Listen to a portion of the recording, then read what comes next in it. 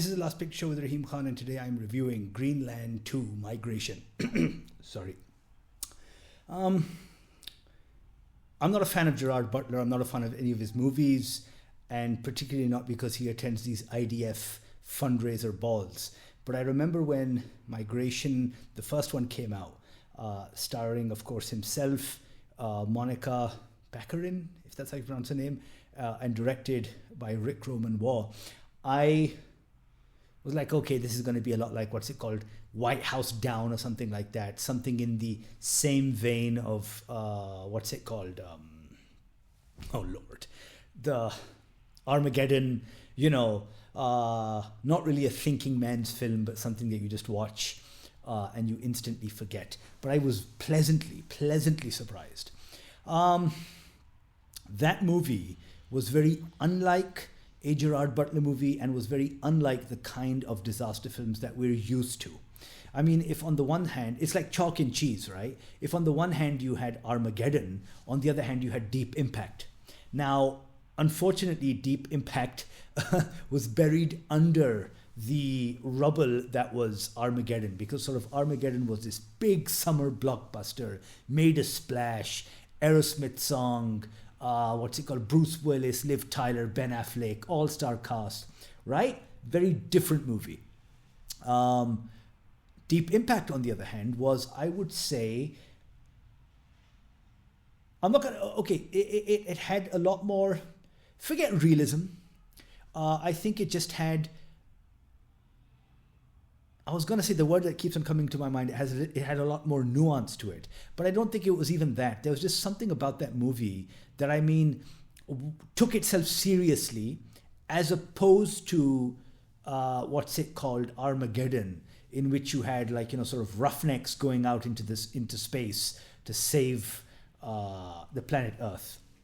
So that's where, sort of Deep Impact, I think, is more sort of my cup of tea than opposed to Armageddon. And that's where I think that the first movie, the first Greenland, worked for me.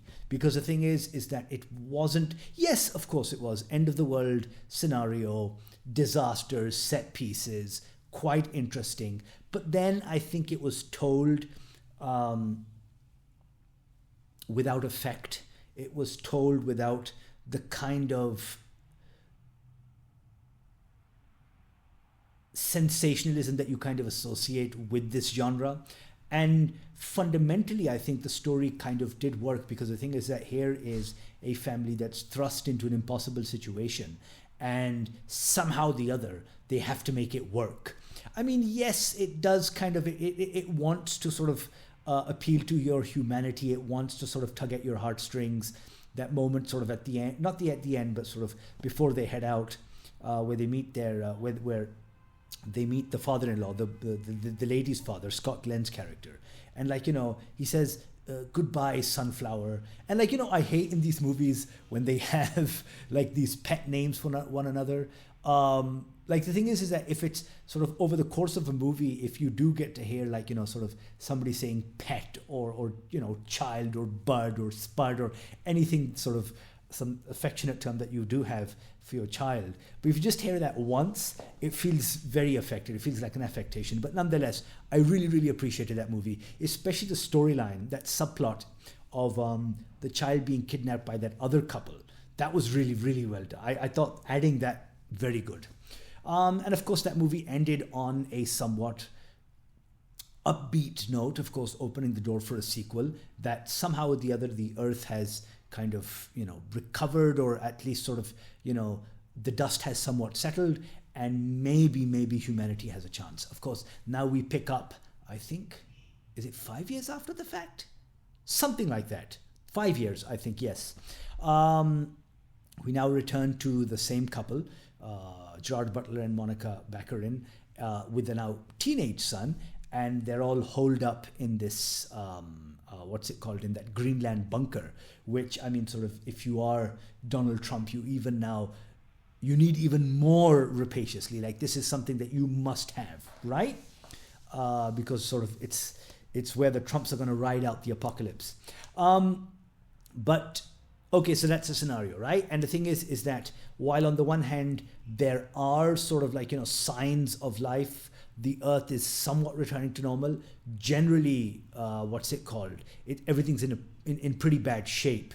I mean, sort of, there's these radiation storms, constant earthquakes, Clark, the asteroid that did hit.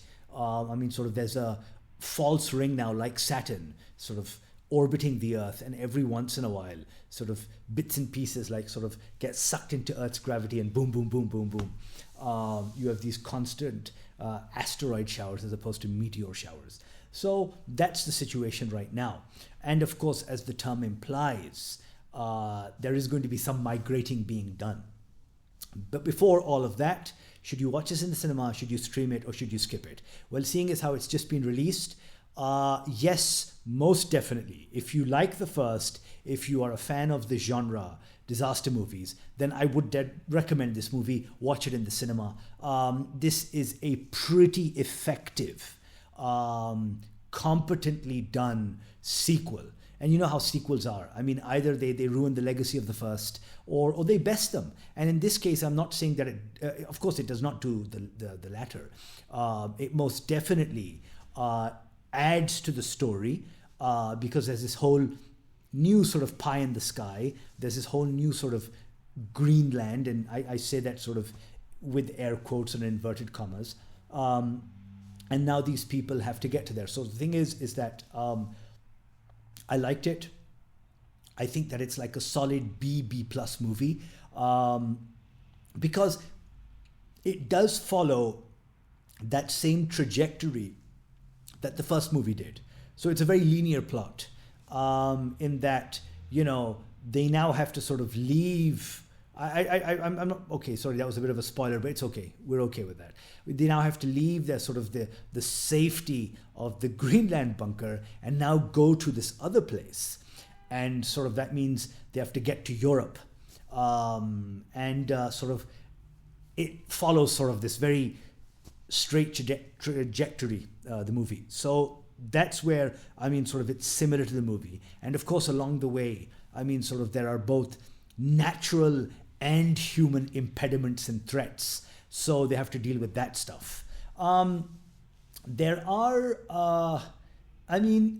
in terms of set pieces, you'd expect maybe to see stuff on a much grander scale, but I guess maybe budgetary concerns maybe have left them not, because I remember, if you remember in the first one, there were these wonderful shots of sort of seeing sort of the forerunner of the actual asteroid sort of in the atmosphere and stuff like that. So that was pretty cool. But in this, you don't really see as much. There is this one sort of heart-stopping moment where there is a tsunami, but I saw something much better in this TV show called Paradise recently. So if you ever do get a chance, I think it was episode 7, that stuff will make you start praying. So even in terms of that, it's okay. Of course, there's that sort of emotional core to this movie, which doesn't really register with me, but okay, I think it needs to be in there. So very, very similar to the first movie. It's just, sort of a new set of adventures, if you will, for this family, this beleaguered family. But even then, as the saying goes, if it ain't broke, don't fix it. If you have sort of a winning formula, you can continue with that, sort of add new things to the mix. And it does just as well. And for that, I guess, reason alone, the movie worked, and it worked for me. Does it leave the door open for a prequel, a sequel? Does it leave the door open for that? Yes, it does. What that will be, I do not know. But sort of all in all, I came out of this movie satisfied that it has broken the curse of the dreaded sequel, and satisfied that they were able to continue in the same vein, build upon the first movie, and sort of give us something new. Not too much, but something. So you know what? I'm okay with that.